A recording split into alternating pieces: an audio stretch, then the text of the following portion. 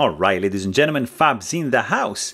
And today I've got the WE Knives Yucha here with me for a quick review. But hey, don't forget to like the video and to subscribe to the channel if you enjoy this kind of content.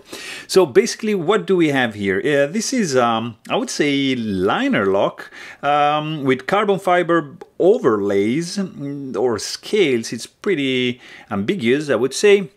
It's a WE knife. This is the Yucha. It's made in China. It's very interesting. It's some pretty cool ergo. Right over here, I tuned it up. The action is pretty much flawless now. It has some nice carbon fiber scales going on this titanium liners with stainless steel insert right over here, kind of like gold anodized.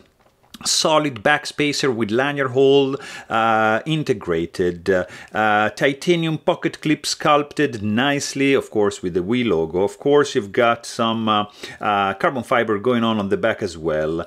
A nice pivot collar right over here, non-spinning pivot in the house, and this strange shape harpoon S35 VN blade, old belly, compound grind. This is my buddy Guillaume. He just sent this guy to me, and this is his customization. You of course have this hole right over here with this scalloped area. Very interesting. You got a little bit of swedge going on over here, and the action is very good, especially after I tuned it.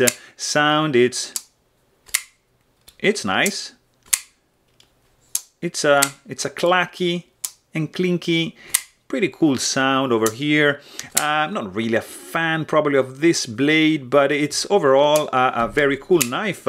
Especially the grip is very good. Nice finger groove going on over here.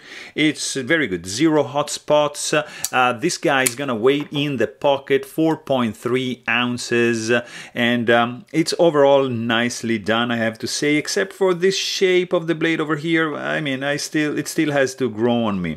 But hey, if you want to know more, please check out my full-length review, and don't forget to subscribe. Thanks for watching. Stay tuned.